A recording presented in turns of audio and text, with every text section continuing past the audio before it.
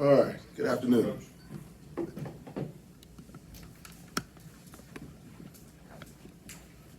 What have you seen as far as the improvement with Brownlee and Riley, and how you can use those, how it's kind of helped everybody else? We heard in the offseason about them. Now after 2 weeks, they've made plenty of Well, I think those guys have done a tremendous job of coming in and embracing the culture, as well as trying to do the best they can to learn the schematics as fast as they have. And the team rallied around them, and they're great guys to be around and great teammates. And the way they have done that is they come in and they just work. They came in and gave everything they have in the weight room and out there on the field this summer, as well as fall camp. And those guys don't want to take reps off. They want to try to get as many reps as they can. And they're just competitors. And so it's great to have those two guys, on our roster right now. Allows you to do a little bit more things like putting Trey Clark inside, playing a little bit more man in the slot with people doing a lot of RPOs. So it allows you to do a little bit more things defensively, and we saw that come to fruition this past Friday night. Bryan, just to have the whole defensive unit have that type of performance last week, just how good was it and big is it for this team's confidence to have a type of performance like that where you really did put the game away? It was huge. It was huge for us, not only just to finish a game. You think about last season, we lost multiple games by 4 points or less and gave up some fourth quarter scores, late in the game and didn't finish games. And that was huge, not only for the defense, but for the team's morale as well. And, it was gratifying to see those guys finish those plays. We've been seeing it all fall camp, and so it was great to see those guys go out there and perform and finish the game and win the game on Friday. I got a hard one for you. Come on with it. What'd you do with the game ball? To be honest, it's sitting on my living room table right now. I haven't done anything with it yet.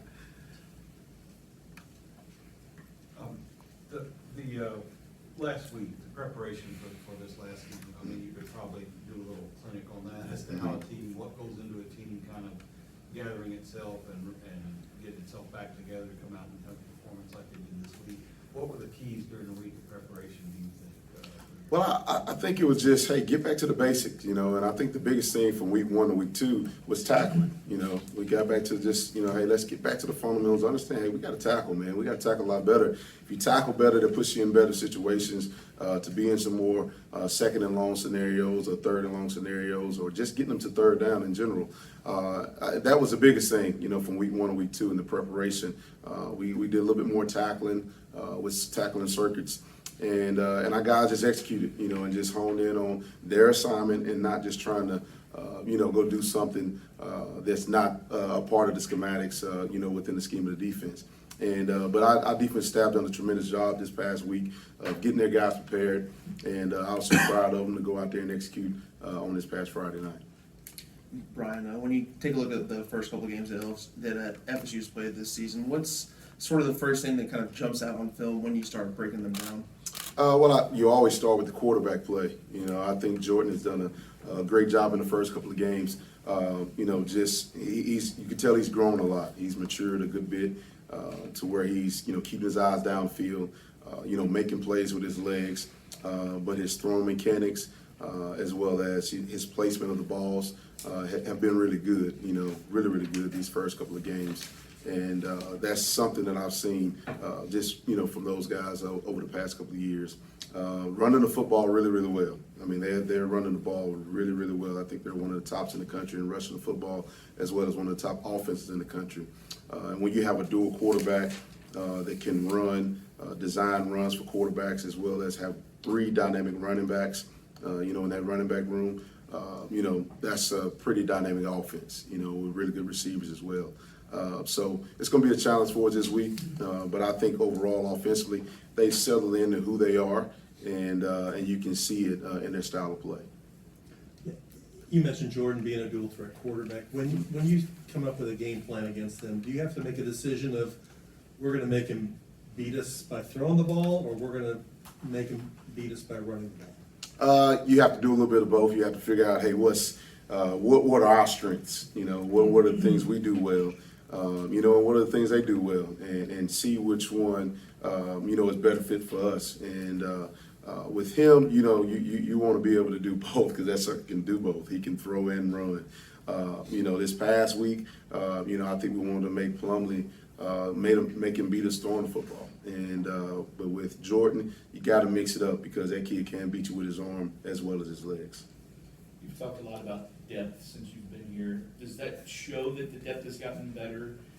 That you've had some guys that didn't play a ton of snaps, Dorian Jones, KJ Cloyd, Ramon Puryear, I think Chandler, even a big couple, they came in and made big plays the other night. Does that show the depth? It helps. It helps out a lot when you have more depth. Like I said earlier, it allows you to do so many different things. But also, when a guy goes down, you don't have to scratch, you know, some things that you worked on all week, because you don't have anybody to back, you know, one of those guys up. And that's the thing we kind of ran into a little bit last year.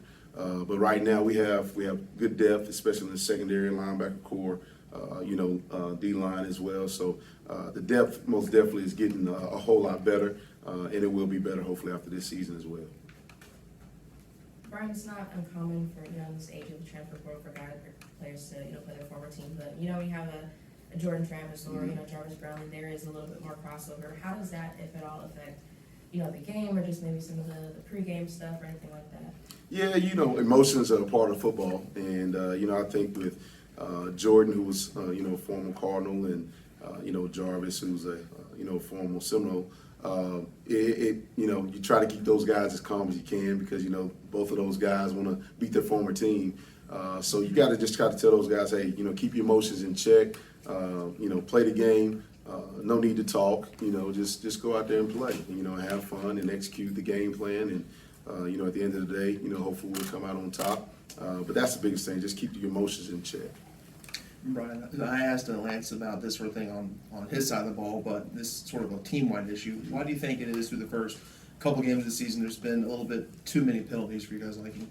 Well, you know, I think sometimes, you know, you go through, you know, fall camp, and sometimes you have referees, sometimes you don't, with scrimmages. I just think, you know, first couple of game jitters, you know, in a way. That's just my take on it.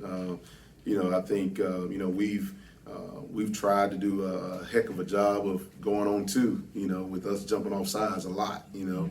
And you just got to be disciplined. You just got to be very, very disciplined and lock out the noise. And, you know, I think, too, some guys are still, you know, getting into those game shape. You know, sometimes you get tired and then mentally weak, you know, you end up jumping off sides or PI or whatever the case may be.